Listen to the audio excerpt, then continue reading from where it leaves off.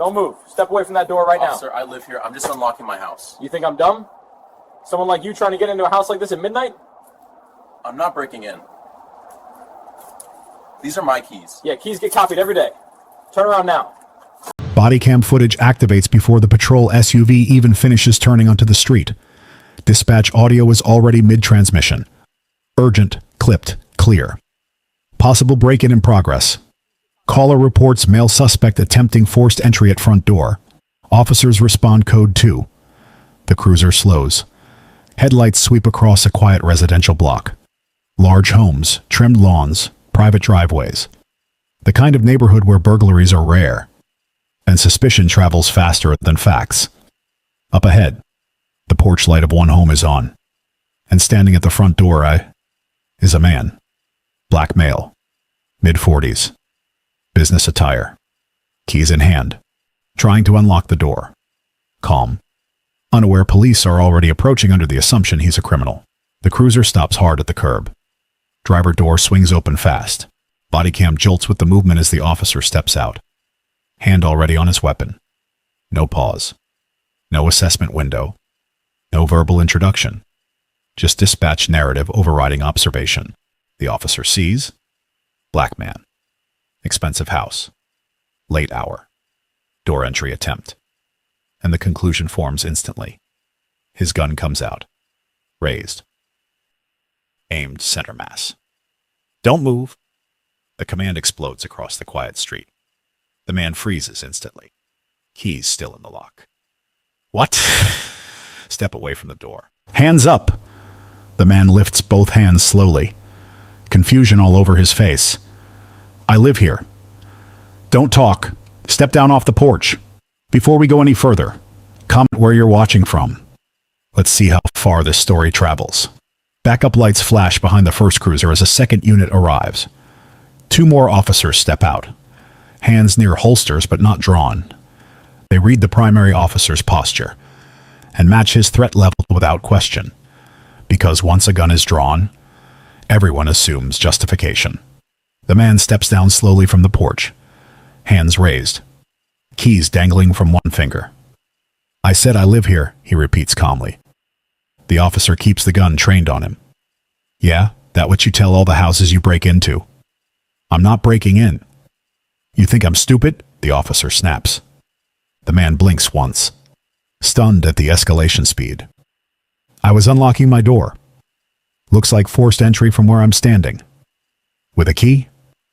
Keys get copied, the officer fires back. Neighbors' porch lights begin switching on. Windows opening. Phones rising quietly in the dark. Because a drawn weapon turns curiosity into alarm instantly. Turn around, the officer orders. For what? The man asks. Detainment during burglary investigation. I didn't burglarize anything. Turn around. The man complies. Slow, controlled movements. Hands still raised as instructed. The officer steps forward and grabs his wrist roughly. Metal cuffs come out immediately.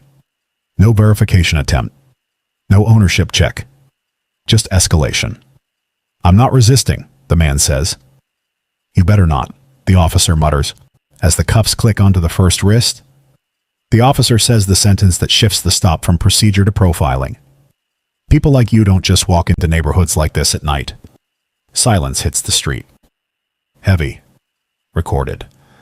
The man turns his head slightly. I'm not people like you, he says calmly. The officer tightens the second cuff anyway. Save it, he replies. You were reported trying to break in. That's what matters. One of the backup officers finally speaks. Sir, do you have ID showing you live here? It's inside, the man replies. The primary officer scoffs. Convenient answer. I just got home. At midnight? I work late. Doing what? The officer asks skeptically. Corporate security consulting. The officer chuckles under his breath. Security, huh? Yes. Funny? Breaking into houses on the side too? The man exhales slowly, keeping composure. I unlocked my door with my key. The officer gestures toward the house. You expect me to believe someone like you owns property like this? There it is. Unfiltered. Not suspicion of crime, suspicion of ownership. Bodycam records. Gun drawn before questioning. Immediate cuffing. Ownership disbelief tied to race. Assumptions replacing verification. A neighbor finally steps outside. The one who called. She stands on the sidewalk. Arms folded. Watching. "That's him," she says. "He was messing with the lock." The officer nods. Validation bias locking in. "See?" he says to the cuffed man. Witness confirms it. "I was opening my door," the man repeats. The neighbor squints. "You don't live here," she says. The man looks at her calmly. "Yes, I do." And what none of them realize yet is that the home security system above the porch has been recording long before bodycam arrived. Clear footage showing the man pull into the driveway, use his garage remote, retrieve keys from inside his own vehicle. Evidence already exists. Ownership already documented. But officers haven't checked because they're still operating on visual assumption, not verified fact. And the biggest mistake? The man they've cuffed at gunpoint is the registered homeowner on the property deed, name matching the mailbox, mortgage holder, primary resident. And once documentation surfaces, this stop won't be justified. It will be investigated. Bodycam footage continues rolling. Audio clear. Every word preserved. And the atmosphere on the front lawn has thickened. Not chaotic. Controlled tension. The kind that builds when authority commits to a narrative before evidence is introduced. The homeowner, still cuffed, stands at the base of his own porch steps, wrists secured behind his back, keys still hanging from one finger. He hasn't raised his voice once, hasn't resisted, hasn't argued beyond stating a simple fact. "I live here." But the officers haven't processed that statement as truth.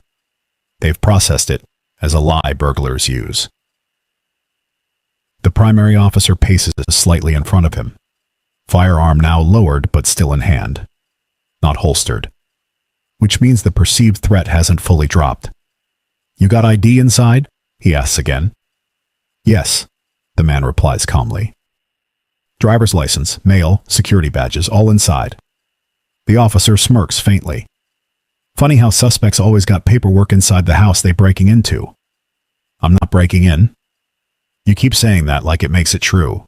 The neighbor who called stands a few feet away, arms folded tight, watching like she's waiting for confirmation she did the right thing. "I've lived here 8 years, she says to the officers. Never seen him before. The man turns slightly toward her. "I moved in 3 months ago."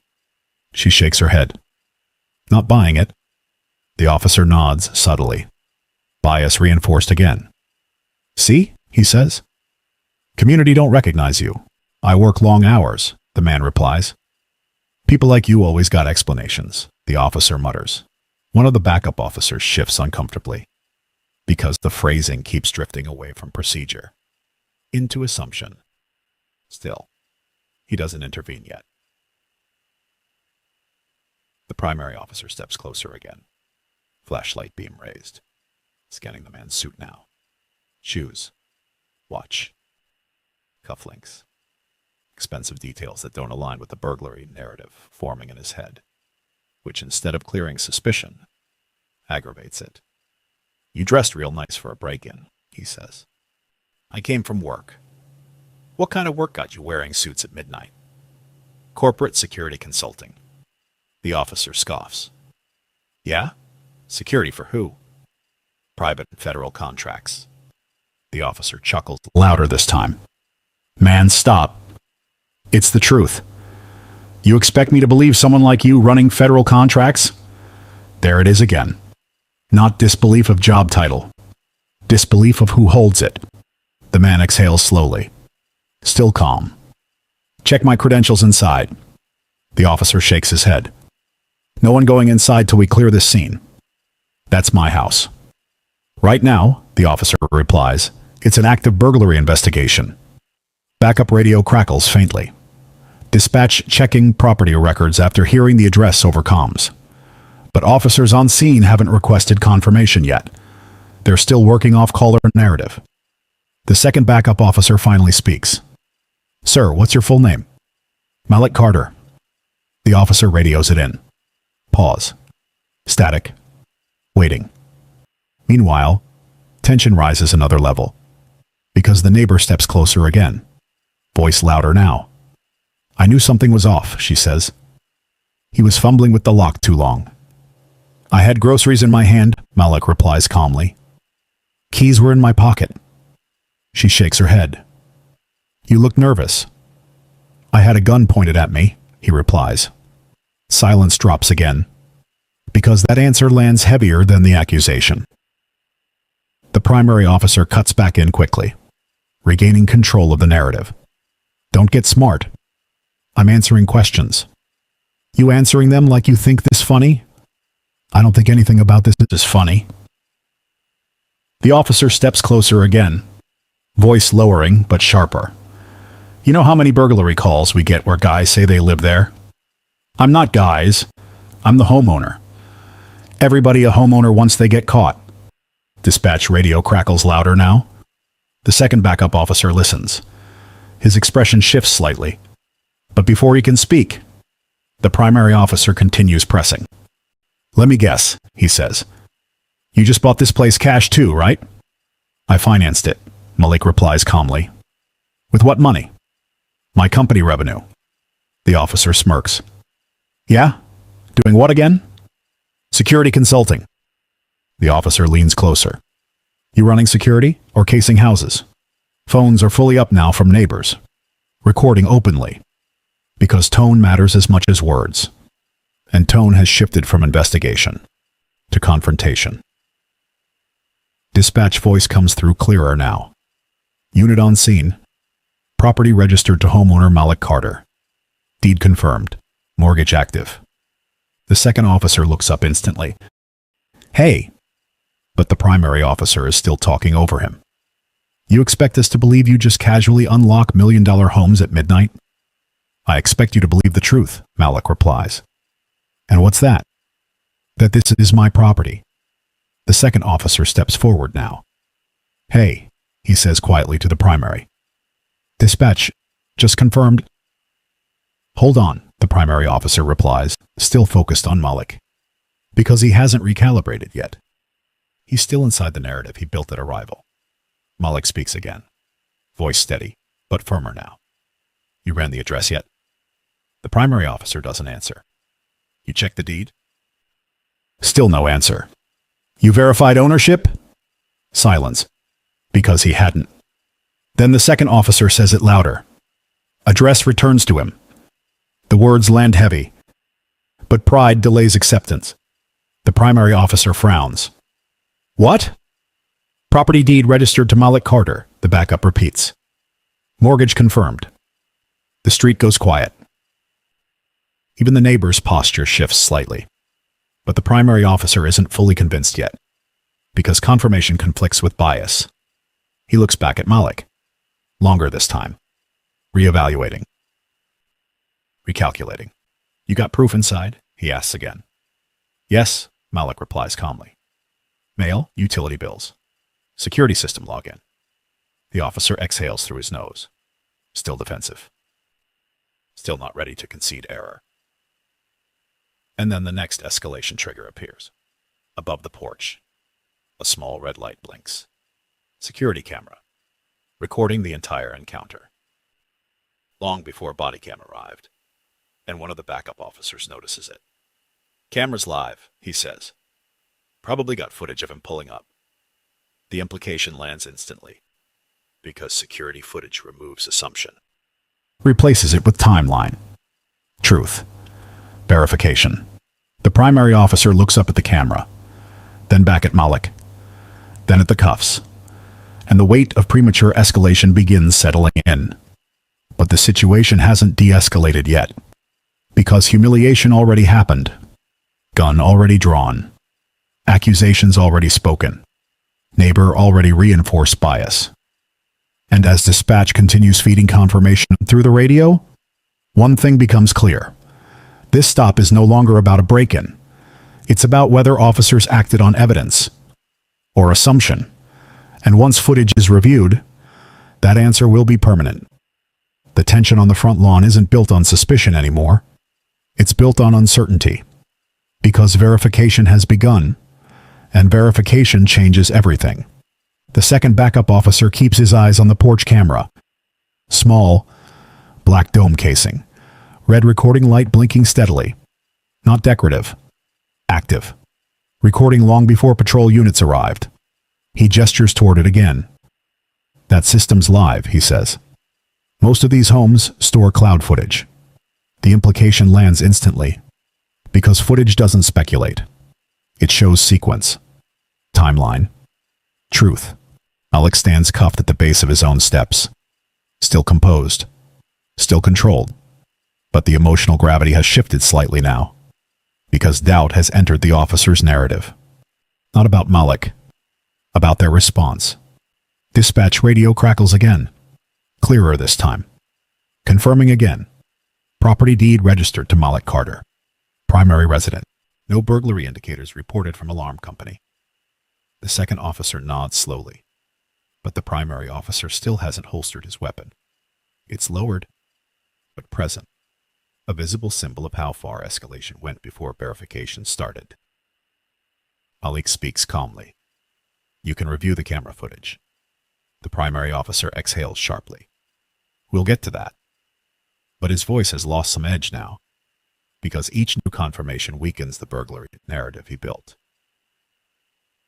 Another patrol unit arrives. Slower this time. Not urgent. Supervisor vehicle. And when the sergeant steps out, the entire posture of the scene changes. Because supervisors don't escalate. They assess. What's going on? The sergeant asks calmly. The second officer answers first. Caller reported break-in. Subject detained. But property records returned to him. The sergeant looks at Malik. Then the cuffs. Then the porch. Then the camera. Processing fast. You verified the deed? He asked. Yes, sir, backup replies. Alarm company? No breach reported. The sergeant nods once, then turns slowly toward the primary officer. Why is he still cuffed? Silence hangs for half a second. Detained pending verification, the primary officer replies. Verification just came back, the sergeant says evenly. The words land heavier than yelling ever could. Malik speaks again. Calm, but firmer now. I told you I lived here. No hostility. Just clarity. And bodycam captures the difference between tone and treatment. The sergeant gestures toward the porch camera. Let's confirm timeline. One of the officers accesses the exterior security panel beside the door. Screen lights up instantly. Passcode entered by Malik, verbally. Hands still cuffed behind his back. Because even restrained, he's cooperating. Nay. Footage loads. Clear. High definition. Timestamped.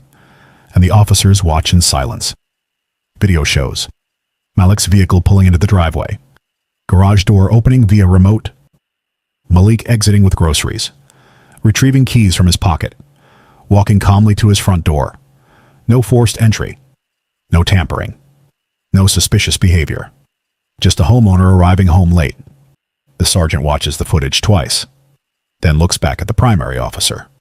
Longer this time. Measured. Remove the cuffs, he says. No anger in his voice. But authority sits behind the instruction. The primary officer hesitates half a second. Because uncuffing means admitting escalation was premature. But procedure overrides pride. He steps forward. Key out. Metal clicks. Cuffs come off Malik's wrists. Malik rubs his wrists slowly. Not dramatically. Just restoring circulation. And the visual contrast is powerful. A homeowner. Detained at gunpoint. On his own property. The neighbor who called stands frozen on the sidewalk now. Her certainty gone. Because footage removed her assumption too. I thought, she stutters. Malik looks at her calmly. You thought I didn't belong. She says nothing. Because denial would sound hollow now. The sergeant steps closer to Malik. Tone respectful. Sir, I apologize for the escalation. Malik nods once. Measured. I understand responding to calls, he says. Pause. But guns come after confirmation, not before. The statement lands quietly, but heavier than accusation. The sergeant nods again. You're correct. He turns to the primary officer. Weapon should have stayed holstered until threat articulation. The phrasing is procedural, but corrective. Documentable. Bodycam records the entire supervisory review, which means internal affairs will too, because once a supervisor corrects conduct on scene, it triggers reportable follow-up. Malik flexes his wrists once more, then speaks calmly. You said people like me don't walk into neighborhoods like this. The primary officer lowers his eyes slightly, because the sentence is preserved forever on bodycam audio. No denial comes, because denial would be disproven by footage. The sergeant exhales slowly, then says, This encounter will be documented and reviewed, which translates to use of force evaluation, bias language review, procedural compliance audit. Power has fully shifted now, from armed suspicion to administrative accountability. Malik turns toward his front door again, key still in hand, but before unlocking it, he looks back once more. Not angry, just clear. You didn't investigate a break-in, he says calmly. Pause. You investigated whether I belonged. Silence blankets the lawn. Because that distinction is the real issue exposed. He unlocks his door, steps inside, front light spilling onto the porch as he disappears into his own home. Door closes softly behind him. Officers remain outside, quieter now, because the scene didn't end with an arrest. It ended with exposure, and bodycam is still recording. Every second preserved for review. Training, discipline, policy evaluation. If you're enjoying this documentary so far, like and subscribe, because what comes next isn't just apology. It's internal investigation, disciplinary findings, and consequences that follow officers long after the bodycam stops rolling. Bodycam footage remains active even after Malik Carter steps inside his home. The porch light stays on, front door closed, but the aftermath is still unfolding outside, because while the confrontation ended, accountability had just begun. The sergeant turned toward the officers on scene. Professional tone, measured, but unmistakably corrective. Deactivate escalation posture, he says. Weapons are holstered, flashlights lower, stances relax. Because now the scene is no longer a threat response. It's an administrative one. The sergeant walks toward the patrol vehicles. Bodycam still recording as he speaks into his shoulder mic. Supervisor on scene. Detainment determined improper. Homeowner confirmed. Request incident classification review. Those words matter, because classification determines consequences. This stop would no longer be logged as burglary response. It would be logged as wrongful detention. Inside the patrol SUV, the primary officer stands silently beside the open door. Adrenaline gone, replaced by realization.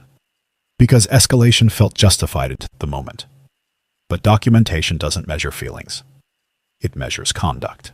The second officer approaches quietly. Low voice.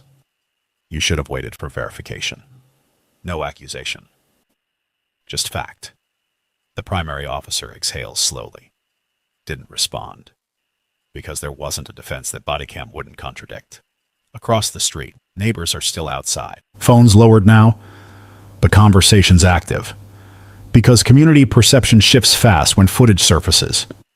You cuffed him at his own house. Gun drawn too. I recorded everything. Witness documentation now exists beyond police cameras, which means the department review will include civilian footage too. Within hours, the footage would be uploaded, flagged, tagged for supervisory audit. Because any weapon-drawn detention without confirmed threat automatically triggers internal review protocol. By morning, Internal Affairs would open a preliminary conduct inquiry. 3 focus points: premature firearm draw, unverified detainment, profiling language captured on bodycam. The phrase, "people like you don't walk into neighborhoods like this," becomes central evidence. Because policy doesn't just govern action. It governs language. And language reveals intent. 2 days later, the primary officer is placed on administrative desk duty pending investigation. Badge retained. Field authority suspended. Standard procedure during bias-related review. Use of force analysts review the bodycam timeline frame by frame. They document. Gun drawn within seconds of arrival. No visible weapon on subject.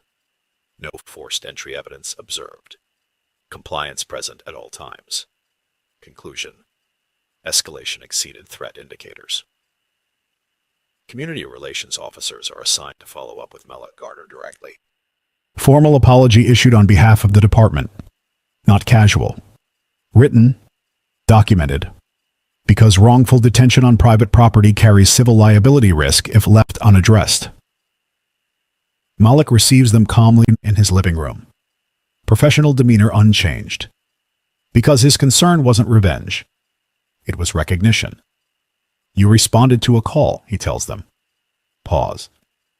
But you responded to me differently. He declines litigation, but requests departmental action instead. Bias retraining. Escalation review. Policy reinforcement on firearm presentation thresholds. Requests the footage be used for the training. Not buried, because exposure creates correction. The department agrees. Case flagged for academy instruction modules. Future recruits will study this stop as a procedural breakdown example. Assumption versus verification. Meanwhile, the neighbor who made the call returns days later. No police present this time. Just her. Standing at Malik's front walkway. Apologetic posture. "I thought I was protecting the neighborhood," she says quietly. Malik nods once. "You thought I didn't belong in it." She doesn't argue. Because now she understands the difference. Suspicion of crime versus suspicion of presence. Weeks pass. Administrative review concludes. Findings issued. Primary officer receives 30-day suspension without pay, mandatory bias, and de-escalation retraining. Firearm escalation certification reevaluation. Probationary field monitoring period. Not termination, but career-impacting discipline.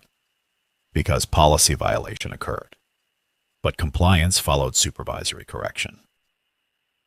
Department memo circulates internally. Verification must precede escalation whenever feasible. The Carter case becomes cited precedent. Training scenario footage archived. Used in academies. Supervisor workshops. Use of force seminars. Life on the street returns to normal. Patrol cars still pass. Neighbors still walk dogs at dusk. Porch lights still glow at night. But perception has shifted.